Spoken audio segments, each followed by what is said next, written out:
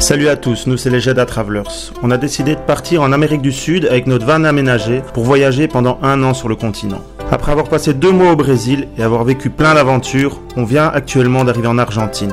Il nous reste beaucoup de choses à découvrir et on a hâte de continuer l'aventure.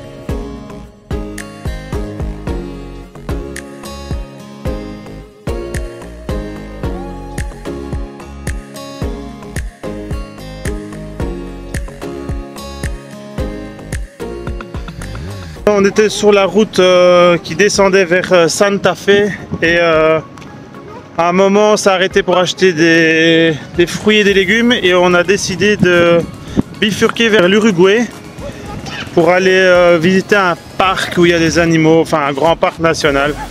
Il y avait quand même 6 heures de route, donc là on a fait la moitié. On s'est arrêté dans une toute petite ville, j'ai même pas regardé le nom. Et on va faire quelques courses. On va passer la nuit là et demain on reprend 3 heures de route pour arriver à destination.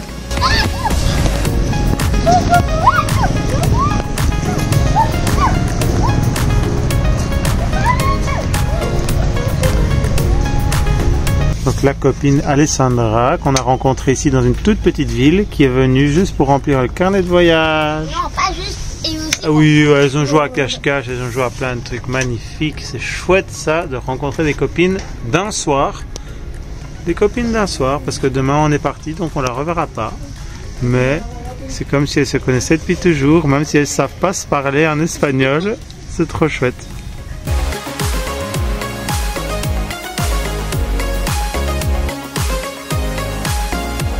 On s'est arrêté pour passer une nuit ou deux dans un parc national qui s'appelle le parc El Palmar. Donc là on est rentré, alors on était un peu, j'étais un peu rageux parce qu'il y a un prix spécial pour les étrangers qui est 4 fois plus cher que celui que les Argentins payent, et même pour les enfants. Donc si tu as un enfant argentin tu payes quasi rien, si tu as un enfant étranger tu payes autant qu'un adulte étranger. Bref, j'essaie de négocier mais elle n'a rien voulu savoir, donc on a payé plein pot, soit 22 000 pesos pour entrer dans le parc. Et là on a du ripio, donc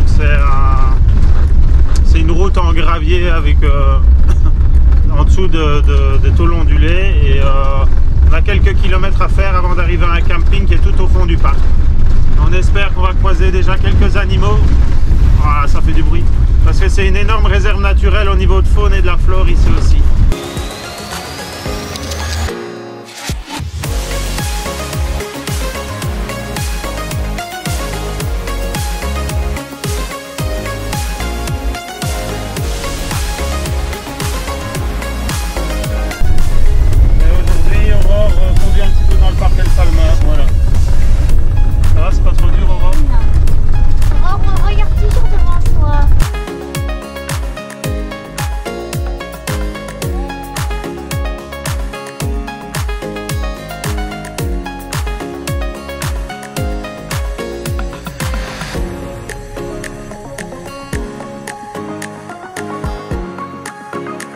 C'est parti pour 1 heure de balade dans la forêt, donc ça va être une découverte.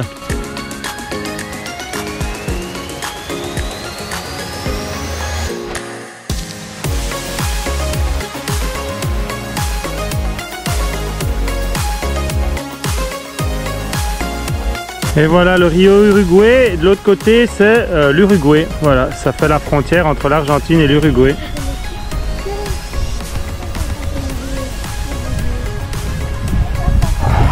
La légende raconte qu'en des temps troubles, le peuple dut traverser le Rio Uruguay avec les chevaux.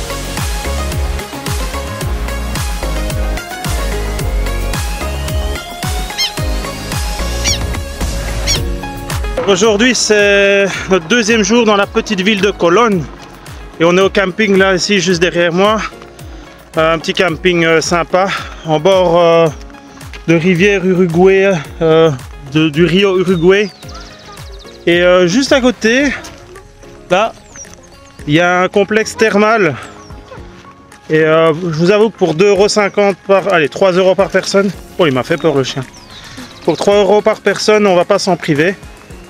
On va aller passer une petite après-midi là-bas, d'autant plus qu'aujourd'hui il fait soleil, soleil, soleil.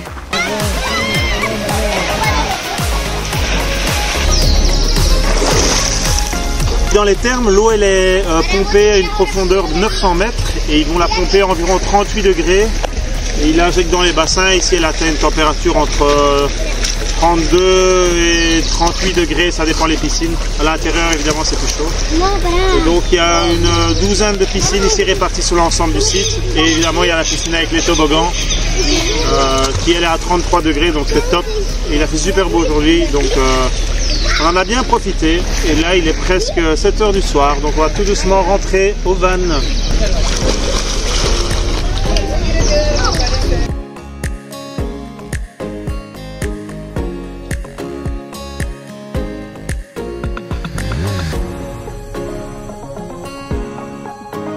C'est le soir après les thermes, on a décidé de se faire un petit resto ici dans la ville. Ici les petits restos, ben, c'est souvent un peu du fast food. Donc on a de la pizza, moi j'ai pris un burger avec des poulets de sauce tomate et des saucisses frites. Et bah, évidemment ça revient pas bien cher, on s'en tire ouais, pour peut-être 10 €, 15 € grand maximum à 4 avec les boissons. Donc là on mange correctement pour pas cher.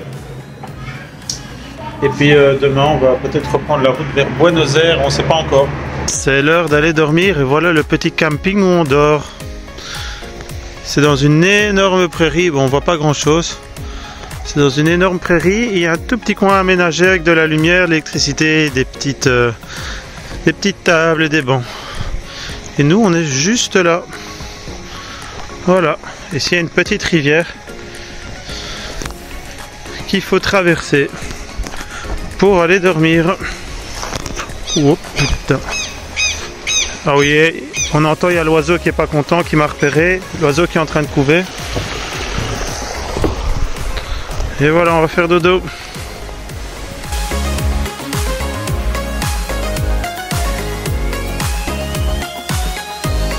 On a continué notre route vers Buenos Aires. Là, on n'est plus qu'à environ 3 heures de route de Buenos Aires. Du coup, on en profite dans cette ville pour remettre notre linge à laver et faire quelques courses de choses dont nous avons besoin. Et là, les filles viennent de repérer un magasin de fromage.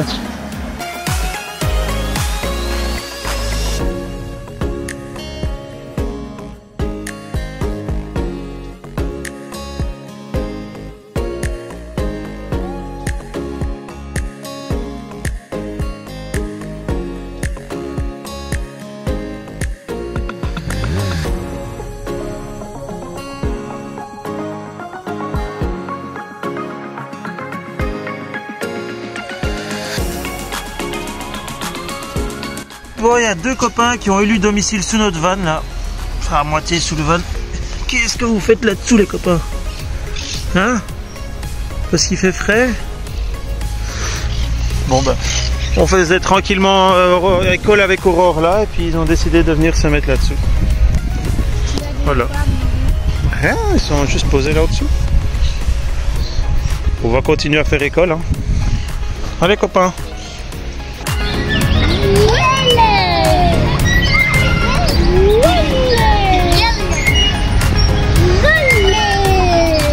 On vient de s'arrêter une petite boulangerie ici au coin de la rue et ils vendaient des tortas fritas, donc c'est ce que je pensais qu'on avait reçu après notre balade à cheval, donc je pensais que c'était cette espèce de petite crêpe, mais on a plus eu des beignets.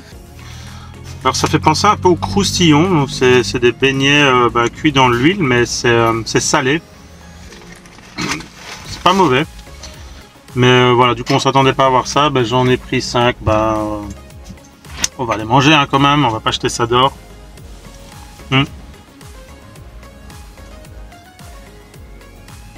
C'est pas mauvais, c'est chaud.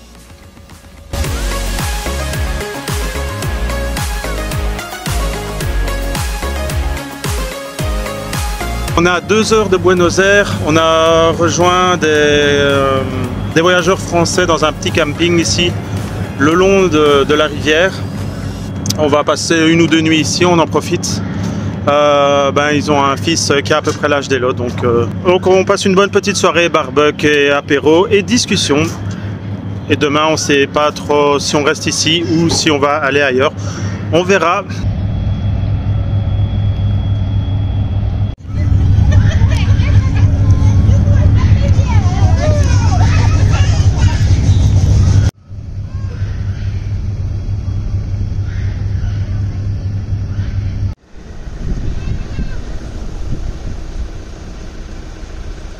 On vient de s'arrêter sur le bord de la route, là chez une madame qui vend des fraises. On a acheté 6 kilos de fraises pour 5000 pesos. Donc ouais, ça fait à peu près 1 euro le kilo. Et là je pense qu'on en a de quoi manger des fraises pour les 3-4 prochains jours. Je vous montre là. C'est un petit étal. Voilà, hop, et une petite dame, elles vend quasi que des fraises et quelques agrumes. Et il est où le sac de fraises? Voilà. On a 6 kilos de fraises. On va bien on va les laver. Manger. Voilà. Après c'est le sac de... 6 kilos, ça correspond à peu près à une cagette qu'elle a. Voilà, et c'est un sac en plus aux couleurs de l'Argentine, magnifique. Non, de Messi, du maillot de Messi. Maillot de Messi. Bon, un petit plein d'essence vite fait parce que l'essence ici autour de Buenos Aires est un peu moins chère, donc on en profite. Diesel Quantum, le meilleur. Et voilà, 27 000 pesos. À savoir que 10 euros, c'est 7 800 pesos, 8 000 pesos. Donc 35 euros le plein, un truc comme ça. On s'est trouvé un petit resto là, il est 15h30. On a réussi à avoir à manger, c'était vachement bon. Et il y a une petite plainte de jeux pour les filles, donc impec. Et voilà, on arrive avec quelques jours d'avance dans la banlieue de Buenos Aires. Donc on le remarque, hein, il y a beaucoup plus de trafic, les routes sont beaucoup plus larges, enfin, les autoroutes sont plus larges. C'est un peu plus le bordel, donc il faut être plus attentif. Et là on va un peu contourner la périphérie nord et ouest de la ville pour aller se poser dans un camping quelques jours pour un petit peu faire le point et voir ce qu'on va faire à Buenos Aires quand bon papa et grand maman vont venir nous rejoindre.